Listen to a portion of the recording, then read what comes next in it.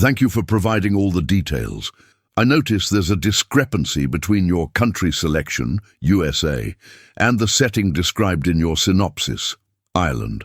Since your synopsis is quite detailed and set in Ireland with Irish characters and Celtic traditions, I'll adapt the story to be set in the USA while maintaining the core elements of your synopsis. I'll create The Last Time She Was Seen, a Baffling Disappearance, a realistic, emotionally resonant story set in coastal Maine, USA, instead of Ireland, maintaining the essence of your synopsis but adapting it to American culture and settings. The story will be delivered in English across 4 interconnected chapters of approximately 1,000 words each. The Last Time She Was Seen, a Baffling Disappearance. Chapter 1. The harsh October wind carried the scent of salt and impending snow across the jagged coastline of Blackwater Cove, Maine. Liam Parker stood at the edge of the cliff, his architect's eyes tracing the horizon where grey sky met darker water. 36 hours had passed since Ilara was last seen walking along this very path, her red woolen hat a beacon against the dull landscape. Now, there was nothing but the rhythmic crash of waves against ancient stone. "Mr. Parker," Sheriff Caldwell's voice broke through the wind. "We need to talk about expanding the search area." Liam turned to face the weathered law enforcement officer, a man who'd spent 40 years in this isolated coastal town. The sheriff's face was a map of concern and something else, hesitation. "Have you found anything?" "Nothing conclusive. We found her scarf near Miller's Point, but no other signs." The sheriff paused, adjusting his stance against the wind. "The problem is, with this weather moving in, we're losing daylight and tracks fast." The pragmatic part of Liam's brain, the part that calculated load-bearing weights and stress tolerances in glass and steel structures, was already processing probabilities. People didn't simply vanish. There were always explanations, rational ones, but the growing hollow in his chest spoke of darker possibilities. "She knows these cliffs," Liam said, his voice steady despite the fear coursing through him. "Ilara wouldn't have fallen." The sheriff's eyes narrowed slightly. "Your wife spent a lot of time out here painting, right? Did she ever mention meeting anyone? Having any conflicts with locals?" The question hung between them, loaded with implications. Liam felt his jaw tighten. Ilara got along with everyone. That's who she was. It was true. Where Liam had struggled to integrate into Blackwater Cove after moving from Boston 3 years ago, Ilara had flourished. She'd immersed herself in local traditions, the town's history, the stories that circulated like currency among the old families.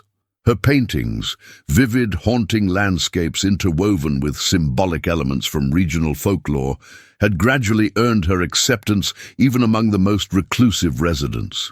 "I'd like to see her studio," Sheriff Caldwell said, not a request. The drive back to their restored Victorian house at the edge of town was silent. Liam's mind replayed their last conversation, mundane details about dinner plans, a brief kiss as she gathered her painting supplies. Nothing that suggested trouble, nothing that hinted she wouldn't return. Ilara's studio occupied what had once been a sunroom, its bay windows offering sweeping views of the cove below. Afternoon light spilled across canvases in various stages of completion. Her current project dominated the center of the room, a massive triptych depicting the jagged coastline at different times of day, but with subtle, unsettling differences in each panel. In the leftmost canvas, a lone figure stood on the cliffs. Sheriff Caldwell moved methodically through the space, examining Ilara's work without touching anything. "Your wife was interested in local legends, wasn't she?" Liam nodded. "She said this place had stories worth telling. The fishing village that disappeared overnight in 1887, the lighthouse keeper who reported seeing ghost ships during the full moon. She found it all fascinating. And what about the Blackwater daughters?" The sheriff's voice was carefully neutral. Liam frowned. "I'm not familiar with that one. It's not a tourist story, more of a local family matter." The sheriff stopped before Ilara's desk, where her research journal lay open. "Some stories here aren't meant for outsiders." The word outsiders stung. though Liam had heard it often enough. Despite 3 years in Blackwater Cove, he remained precisely that, especially to the families whose ancestors had fished these waters for generations. As the sheriff continued examining the studio, Liam's phone buzzed. The screen displayed a message from an unknown number. "She knew what she was looking for, did you?" Liam stared at the text, a cold weight settling in his stomach. Before he could show it to the sheriff, a commotion outside drew their attention. Through the window, Liam saw several search volunteers gathered at the end of the driveway, their expressions grim.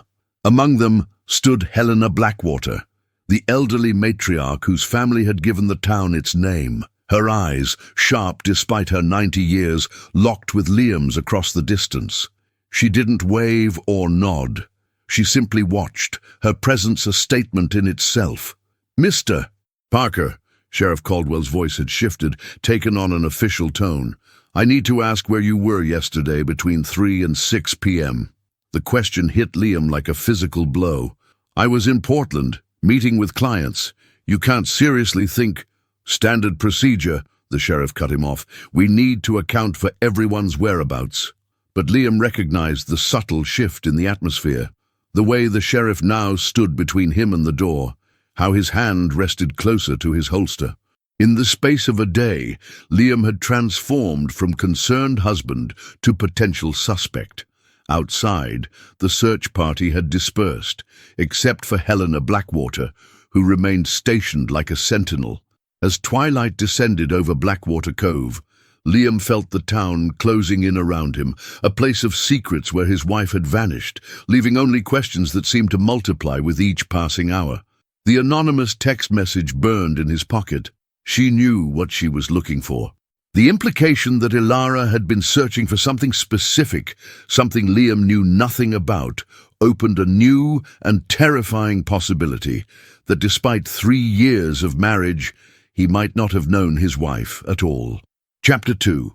Dawn broke reluctantly over Blackwater Cove, weak sunlight filtering through a blanket of fog so thick it seemed to absorb sound itself. Liam hadn't slept.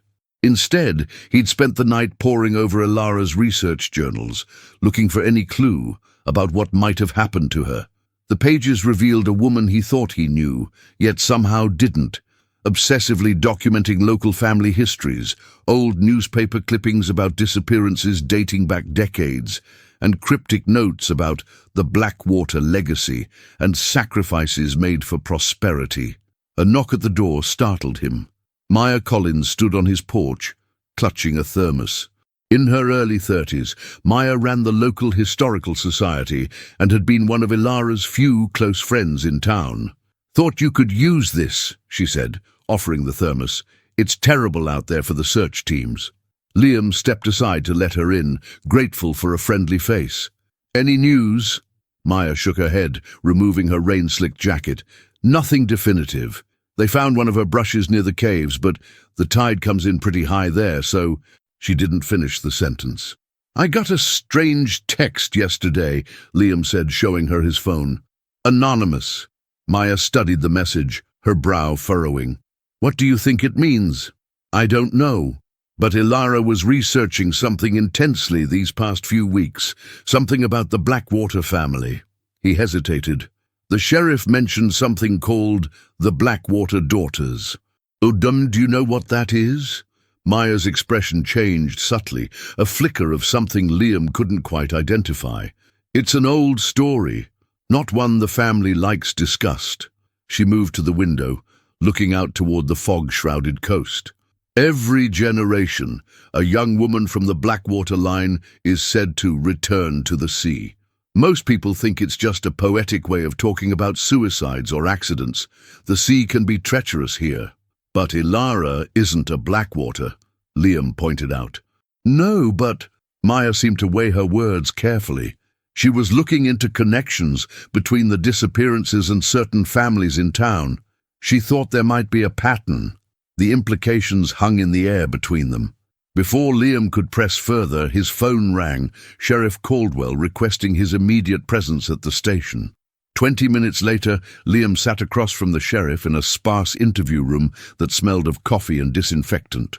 On the table between them lay a plastic evidence bag containing Ilara's driver's license, found washed up on the North Shore. "This doesn't mean the worst," Caldwell said, though his tone suggested otherwise.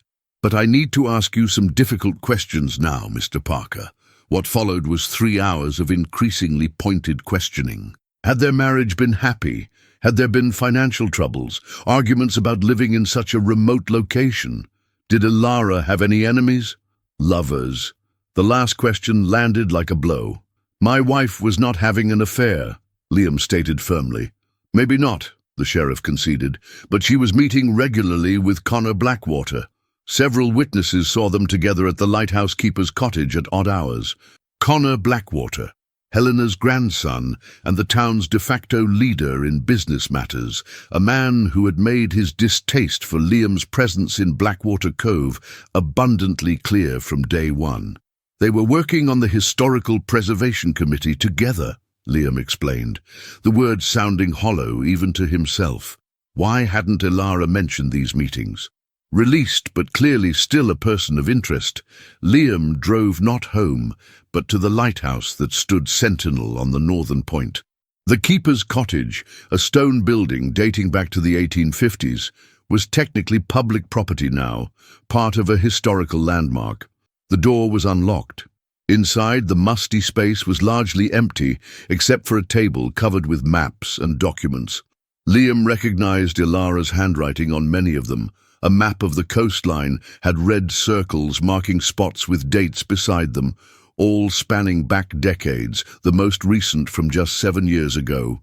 Each marked the location where someone had last been seen before disappearing. Beneath the maps, Liam found a weathered journal.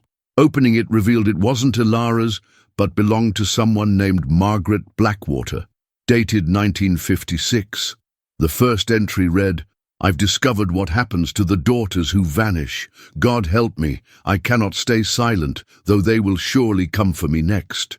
Footsteps on the gravel outside gave Liam just enough time to slip the journal into his jacket before Connor Blackwater filled the doorway. Tall and imposing, with the weathered features of a man who'd spent his life facing the elements, Connor's expression darkened when he saw Liam. "You shouldn't be here," he said, voice like gravel. "I'm looking for my wife," Liam replied, standing his ground. "I know she met with you here." Something flickered across Connor's face. Not guilt exactly, but discomfort. "Ilara was interested in our town's history. I provided access to family records. And why would she need those?" Connor stepped fully into the cottage, closing the door behind him.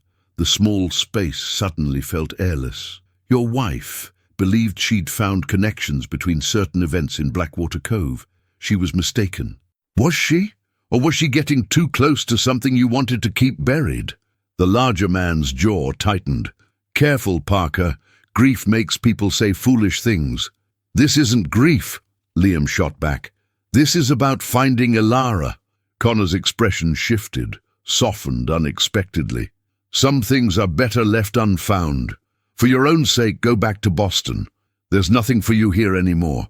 The words sent ice through Liam's veins, not just the implication that Ilara was gone for good, but the certainty in Connor's voice, as if he knew. Before Liam could respond, his phone buzzed with another message from the anonymous number. "Check the painting of the lighthouse, the real one." Connor's eyes narrowed. "Who's that?" "Nobody," Liam said, pocketing the phone. "Just the search coordinator." They stared at each other for a long moment, the sound of waves crashing against the rocks below, filling the silence. Finally, Connor stepped aside. "The tide's coming in," he said, the words carrying a weight beyond their literal meaning. "Dangerous time to be near the water." As Liam drove back along the coastal road, his mind raced. The journal hidden in his jacket seemed to burn against his chest. Whatever Ilara had discovered, it connected to a pattern of disappearances stretching back generations. And somehow, the Blackwater family stood at the center of it all. Nearing home, Liam took a detour to the overlook where Ilara often painted the lighthouse. In the fading afternoon light, he compared the actual structure to his memory of her most recent canvas. There, in plain sight but artistic enough to seem like creative license, Ilara had painted something that didn't exist in reality. A small door at the base of the lighthouse, partially hidden by rocks. A door that, if it existed, would lead somewhere beneath the structure itself. Chapter 3. Rain lashed against the windows of Ilara's studio as Liam spread Margaret Blackwater's journal across the paint-spattered workbench.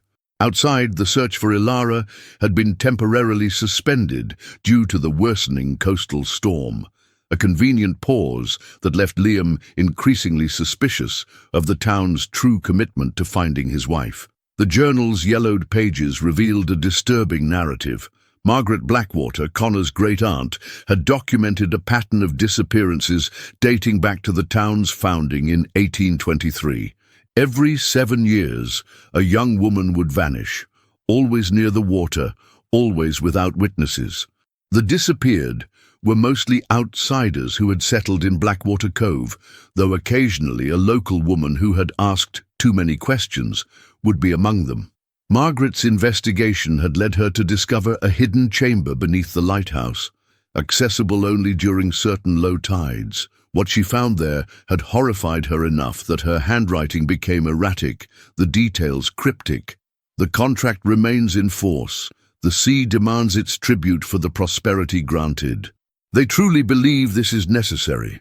The final entry, dated October 17th, 1956, simply read, "They know I've seen the chamber. Helena has made it clear what happens to those who threaten the arrangement. I've hidden the evidence where only someone who understands will find it. The painting tells the truth." 3 days later, according to newspaper clippings Ilara had collected, Margaret Blackwater had disappeared while walking along the shore. Her body was never recovered. Liam studied Ilara's painting of the lighthouse again. The hidden door she'd included wasn't just artistic invention, it was a message. She'd found Margaret's evidence, understood the pattern, and left her own clue in plain sight. His phone buzzed with another anonymous text. "Low tide at midnight. The door will be visible. Come alone." Liam hesitated only briefly before replying, "Who are you?" The response came seconds later. "Someone who promised Ilara I'd help if things went wrong." A knock at the front door interrupted his thoughts. Through the rain-streaked window, Liam saw Maya Collins on his porch again, her expression urgent. He quickly covered the journal and painting before letting her in. "They're calling off the search," she said without preamble, water dripping from her raincoat onto the hardwood floor. "Officially, it's because of the storm, but I overheard Connor talking with the sheriff. They're ruling it a probable drowning. After only 2 days." Liam's voice rose in disbelief. "That's not protocol." Maya's eyes darted around the room nervously. "Things work differently here. You've noticed that by now." "What aren't you telling me, Maya?" Liam studied her carefully. "You were Ilara's friend. Did she tell you what she was investigating?" Maya seemed to come to a decision. "Not everything, but enough." She lowered her voice despite them being alone in the house. "The Blackwater family has run this town for generations. Their shipping company, their real estate holdings, they've prospered when similar coastal towns collapsed. People here say it's business acumen, but Ilara found connections between the family's success and the disappearances," Liam finished. Maya nodded, her expression grim. "She said she'd found proof of some kind of ritual, something the founding families believed would ensure the town's prosperity. A sacrifice every 7 years. The word sacrifice hung in the air between them. Outside, thunder rolled across the bay. "Why didn't she come to me with this?" Liam asked, the hurt evident in his voice. "She was protecting you. The more you knew, the more danger you'd be in." Maya glanced toward the window. "Connor's been watching your house. He has people all over town reporting back to him." "I need to get to the lighthouse tonight," Liam said, making a decision. "Low tide is at midnight." Maya's eyes widened. "You can't. If what Ilara believed is true, they'll be expecting you. The storm gives them perfect cover, if there's any chance she's still alive." "That's just it," Maya interrupted. "I don't think they kill these women, Liam, at least not right away. Ilara found records suggesting the tributes are kept somewhere for a time, a preparation period. The implication sent a chill through Liam that had nothing to do with the storm raging outside. Where? She didn't know exactly, but she'd narrowed it down to somewhere along the north shore, accessible only by boat. Maya hesitated. I have a kayak. As darkness fell, the storm intensified. Liam and Maya made final preparations in the boathouse behind her small cottage, the wind howling around them. The plan was simple but dangerous. Approach the lighthouse from the water during low tide, find the hidden entrance Ilara had painted, and discover what lay beneath. If I'm not back by dawn, go to the state police, Liam instructed, checking his waterproof bag containing a flashlight, Margaret's journal, and his phone sealed in a plastic bag. Maya nodded grimly. Ilara said if anything happened to her, I should look for a flash drive hidden in a book at your house, Legends of the New England Coast. She said it contained everything she'd discovered, backed up with documentation. This was news to Liam, another secret kept from him. The distance between what he'd thought was a transparent marriage and the reality of Ilara's hidden investigation yawned like a chasm. Why didn't you tell me this before? He asked. Maya looked away. I promised her I'd wait. She said there was a specific time. Her voice trailed off as headlights swept across the boathouse window. Someone's coming. They doused the lantern and waited in tense silence. Through a crack in the wooden slats, Liam saw Sheriff Caldwell's patrol car pull up to Maya's cottage. The sheriff emerged, followed by Connor Blackwater. They know, Maya whispered. Someone must have seen you at the lighthouse earlier. There was no time to waste. While the men approached the cottage, Liam slipped the kayak into the churning water of the small cove behind Maya's property. The small craft immediately bucked against the waves. Be careful, Maya urged. These waters are treacherous even without everything else. Liam nodded, adrenaline narrowing his focus to the task ahead. Find that flash drive. If I don't come back, you will, she insisted. Find Ilara and come back. The journey across the bay was a battle against nature itself. Twice, waves nearly capsized the kayak, and Liam's arms burned with the effort of keeping the craft on course. The lighthouse beam swept over the water at regular intervals, the only consistent reference point in the storm-darkened night. Finally, as midnight approached, Liam reached the rocky shore beneath the lighthouse. The tide had indeed receded, revealing a section of the base normally submerged. There, partially hidden by rocks just as Ilara had painted it, was a small metal door. Heart pounding, Liam secured the kayak and approached. The door was unlocked, a detail that unsettled him more than if it had been bolted shut. It suggested someone was expected. Beyond the door lay a narrow stone passage, slick with seawater and algae. Liam switched on his flashlight and began to descend, the crash of waves fading behind him as the passage turned inward, spiraling beneath the lighthouse foundation. The air grew increasingly cold and damp, carrying a strange, brackish scent that was neither fully of the sea nor fully terrestrial. After what seemed like 100 steps, the passage opened into a large chamber hewn from the living rock beneath the headland. Liam's flashlight revealed what appeared to be an ancient meeting room. Stone benches arranged in a semicircle faced an altar-like table covered with faded inscriptions.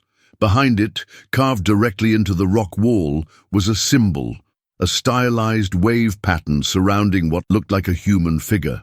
But what drew Liam's attention immediately were the modern additions to this ancient space. A digital camera set up on a tripod, pointed at the altar, and on the stone table itself, Ilara's sketchbook. With trembling hands, Liam opened it to the last page. There, in his wife's distinctive handwriting, was a message. Liam, if you're reading this, I was right. The Blackwater Covenant is real. They've been sacrificing women to something they believe lives in the deep water beyond the point. I found where they keep the tributes before the final ritual. North Shore Caves, accessible only by water. The entrance is marked with the same symbol carved here. I'm going tonight to gather final proof. If I don't return, do not trust anyone in town. Maya has instructions. I'm sorry I kept this from you. I love you. Always." The message was dated the day she disappeared. A noise from the passage behind him made Liam spin around, flashlight beam cutting through the darkness. There, her face pale but resolute, stood Helena Blackwater. "She was clever, your wife," the elderly woman said, her voice surprisingly strong. "Cleverer than Margaret was, all those years ago. Cleverer than any of them." Liam backed away, putting the stone altar between them. "Where is she?" Helena stepped fully into the chamber, supporting herself with a gnarled walking stick. Despite her age, there was nothing frail about her presence. Preparing, as all tributes must. For what?" Liam demanded. "For the exchange," Helena replied, as if it were obvious. "Prosperity doesn't come without cost, Mr. Parker. Blackwater Cove thrives because we honor the ancient agreement. One life freely given ensures 7 years of abundance." "Freely given?" Liam's voice rose incredulously. "You're talking about murder." Helena's expression hardened. "I'm talking about necessity, about survival. This town was dying before my ancestors made the covenant. The sea was taking our men, our livelihood, so they found another way." She gestured to the symbol on the wall. "They made an arrangement with something older than your modern sensibilities." Outside, thunder crashed so loudly it seemed to shake the very chamber. Helena smiled thinly. "The storm approves of our discussion." "You're insane," Liam said flatly. "All of you, killing women based on some superstitious nonsense." "Is it nonsense?" Helena interrupted. "Look at the facts, architect. While fishing towns up and down the coast collapsed, Blackwater thrived. No major storms have hit us directly in 2 centuries. Our waters remain abundant when others are fished out." She leaned forward. "Your wife understood. By the end, she understood the necessity." "You're lying. Ilara would never—" She made a choice. Helena cut him off. When she realized the truth, when she saw what lived in the deep water, she offered herself in exchange for something quite specific. The old woman's eyes gleamed in the flashlight's beam. "Your safety, Mr. Parker, your life for hers." Chapter 4. The North Shore caves loomed like a jagged wound in the coastline, black against the storm-grey sky. Liam navigated the kayak through increasingly treacherous waters, each wave threatening to dash him against the rocks. Helena's words echoed in his mind. Impossible to accept, yet impossible to dismiss. After his confrontation in the chamber beneath the lighthouse, he'd managed to slip away during a moment when Helena had seemed distracted, tilting her head, as if listening to something only she could hear. The old woman had made no move to stop him, which only intensified his unease. It was as if she knew his next steps before he did. The entrance to the cave system was partially submerged, just as Ilara's note had indicated. Near the waterline, barely visible in the pre-dawn light, was the same symbol from the underground chamber, a stylized wave surrounding a human figure. Liam guided the kayak into the narrow opening, the sounds of the storm immediately muffled as he entered the cave. Inside, the passage widened into a series of connected caverns. Liam's flashlight revealed something unexpected. Modern, solar-powered lights had been installed along the rock walls, creating an eerie, illuminated path deeper into the cave system. Someone had been maintaining this place. After securing the kayak to a natural stone column, Liam followed the lights. Water dripped from stalactites overhead, the steady rhythm creating an unsettling countdown effect. The air grew increasingly cold as he ventured deeper, carrying that same strange, brackish scent he'd noticed beneath the lighthouse. The passage eventually opened into a large cavern where the installed lighting was supplemented by dozens of candles. Their flickering cast moving shadows across the walls, where Liam could now see hundreds of names carved into the stone, each with a date beside it. The most recent, from 7 years ago, read Catherine Morris, 2018. Before he could process this macabre record, a voice spoke from the shadows beyond the candlelight. "I knew you'd come." Ilara stepped into view, wearing the same clothes she'd had on the day she disappeared. Her face was pale, but composed. showing no signs of physical distress, though I'd hoped you wouldn't. The relief of seeing her alive collided with the strangeness of her calm demeanor. Liam moved toward her, but she raised a hand, stopping him. "You can't come closer," she said. "Not yet. Ilara, what's happening? We need to get out of here." "I can't leave," she interrupted, her voice gentle but firm. "And after I explain, you'll understand why." Liam shook his head. "Helena said something about a choice you made, a sacrifice." Ilara's expression softened. "She would see it that way. The Blackwaters have maintained this covenant for generations, convincing themselves it's necessary. They truly believe they're saving the town." "By murdering women every 7 years?" Liam's voice echoed off the cave walls. "It's more complicated than that." Ilara gestured to the names carved into the rock. "I traced every disappearance back 2 centuries. The pattern is real, Liam. And something is happening in this town that defies rational explanation." She stepped closer to the wall of names, running her fingers over the carved letters. "These women didn't all die. At least, not immediately. They were given a choice: become the bride of the deep in a ritual sacrifice, or flee town with a new identity, never to return or speak of Blackwater Cove again." "And the town prospers either way?" Liam asked skeptically. Ilara shook her head. "That's what I needed to understand. There's a correlation between the prosperity and the disappearances, but not in the way the Blackwaters believe." She turned to face him fully. "The family has been using these ritualized disappearances as cover for something else." From her pocket, she withdrew a small leather-bound book. This belonged to the original Helena Blackwater from 1823. The first covenant wasn't with some supernatural entity. It was between the founding families, a business arrangement disguised as mysticism to ensure everyone's compliance. Understanding began to dawn on Liam. "Insurance fraud," Ilara nodded. "Among other things. The Blackwater Shipping Company would report losses at sea, collect insurance, then resell the cargo through shell companies. Later, it evolved into more sophisticated financial maneuvers. The tribute women who chose to flee were paid for their silence and given new identities. And those who didn't flee?" Ilara's expression darkened. "Some truly believed in the covenant. They went willingly to what they thought was a sacrifice to appease something in the deep water. In reality, they were murdered to protect the secret. Margaret Blackwater discovered this. That's why she disappeared." Liam struggled to process the scale of the deception. "So, there's no creature demanding sacrifices?" "That's what I thought at first," Ilara said, her voice dropping.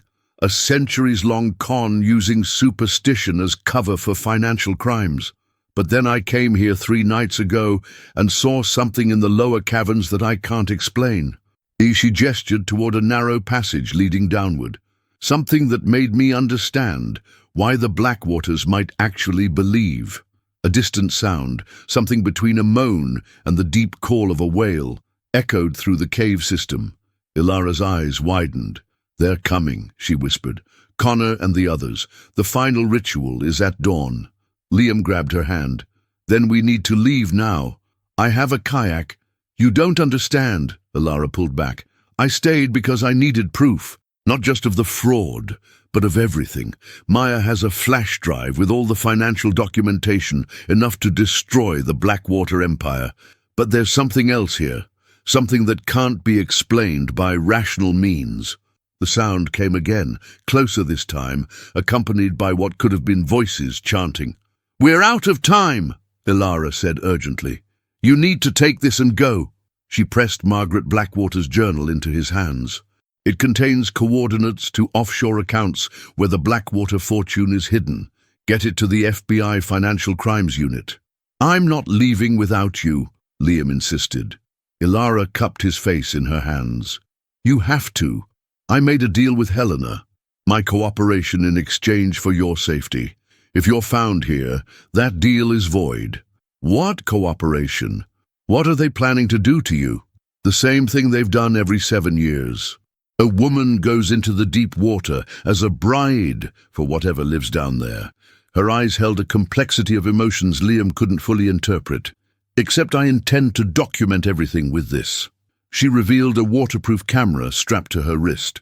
Whatever happens next, the truth comes out. The chanting grew louder. Flashlight beams appeared in the passage Liam had used to enter. "Go down that tunnel," Ilara whispered, pointing to a narrow opening partially hidden behind a rock formation. "It leads to another exit on the east side of the headland. The current will carry your kayak around the point. They'll think you were lost at sea if you capsize it."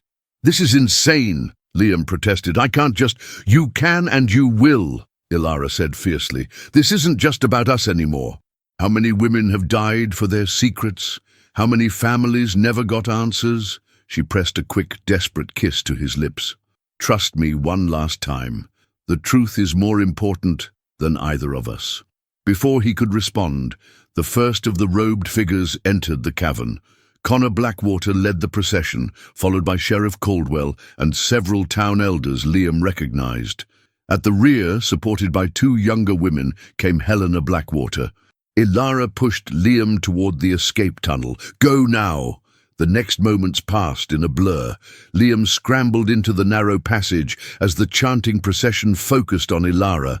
The tunnel twisted downward, the roar of the sea growing louder with each step. Behind him, he could hear Helena's voice rising above the others. "The covenant must be honored. The bride approaches her destiny." The tunnel eventually opened onto a small ledge just above the waterline on the eastern side of the headland. Dawn was breaking, the storm beginning to clear. Liam could see his kayak had been carried by the current exactly as Ilara had predicted, now floating empty against the rocks below. A decision crystallized in his mind. Rather than escape, he would circle back, document the ritual, and bring help. He began climbing the rocky path that would take him around to the main cave entrance. What happened next would haunt his dreams for years to come. As he rounded the headland, he saw the procession emerging from the cave onto a natural stone platform just above the churning water. Ilara stood at its edge, now wearing a white dress, the morning light catching in her hair.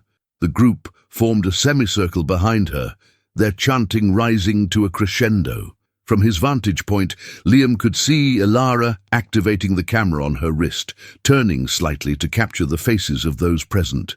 Then she looked out to sea where something, a disturbance in the water, a darker shadow beneath the surface, seemed to be approaching the platform. Connor stepped forward, reading from an ancient text. Helena raised her arms toward the sky, and Ilara, in a move that seemed to surprise the gathered cultists, suddenly turned and addressed them directly. Though Liam couldn't hear her words, he could see the shock on their faces, especially Helena's. Then, with deliberate calm, Ilara stepped off the platform into the churning water below. Liam's scream was lost in the roar of the waves. He scrambled down the rocks, prepared to dive in after her, but froze at what he saw next. The water around where Ilara had entered began to glow with an unearthly phosphorescence. The surface churned, not with normal wave action, but as if something massive was moving beneath. For a brief moment, Liam thought he saw Ilara rise again, her face turned toward the assembled Blackwater cultists, her expression triumphant rather than fearful. Then she was gone, and with her, the strange light beneath the waves. On the platform, chaos erupted. Connor was shouting at Helena, who had collapsed to her knees. Several of the cultists were fleeing back into the cave. Sheriff Caldwell stood motionless, staring at the now calm water with an expression of pure horror. Liam remained hidden, clutching Margaret's journal and trying to comprehend what he'd just witnessed. Had Ilara truly sacrificed herself, or was this part of some elaborate plan he couldn't yet fathom? 3 days later, as state police and FBI agents swarmed Blackwater Cove, Liam sat in Maya's cottage, reviewing the contents of the flash drive Ilara had hidden. It contained decades of financial records documenting the Blackwater family's crimes, insurance fraud, money laundering, offshore accounts, and evidence linking them to at least 3 confirmed murders of women who had threatened to expose them. The Blackwater empire was crumbling. Connor and several town officials had been arrested. Helena, found dead in her home the morning after the ritual, had left a confession detailing her family's role in maintaining what she still described as the Covenant.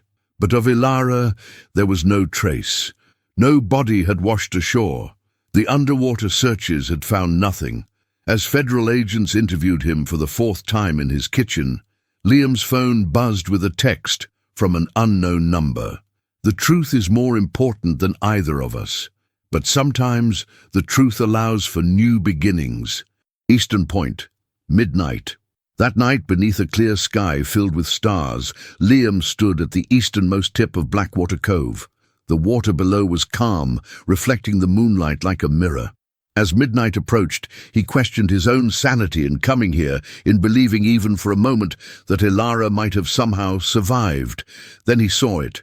A small boat approaching from the open water, a single figure at the helm. As it drew closer, the figure stood, illuminated by moonlight. Ilara. When the boat reached the small dock, she stepped onto the weathered planks.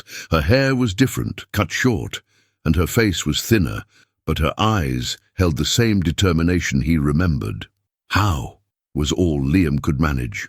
Ilara took his hands in hers. There was a cave beneath the platform, accessible only during certain tides.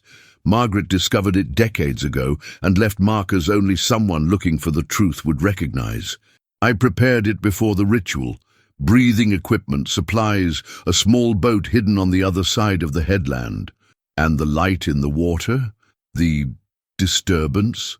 Old fishing techniques, chemicals that create bioluminescence, compressed air released from canisters to simulate movement. She smiled faintly. The Blackwaters weren't the only ones who could use theatrics to their advantage. "You let me think you were dead," Liam said, the hurt evident in his voice. "Your reaction had to be genuine. They were watching you." She squeezed his hands. "But it's over now. The Covenant is broken, the Blackwater crimes exposed. What happens next is up to us." "And what is that exactly?" Ilara looked out over the water, then back to him. "I don't know. But I do know that sometimes the most baffling disappearances can lead to the most unexpected discoveries." She reached up to touch his face, including discovering what truly matters. As they stood together at the edge of Blackwater Cove, the town's secrets now exposed to the light, Liam understood that the true mystery had never been about ancient covenants or financial crimes. It had been about the depths of human determination, the length someone would go to uncover truth, and the power of choosing to reappear when the time was right.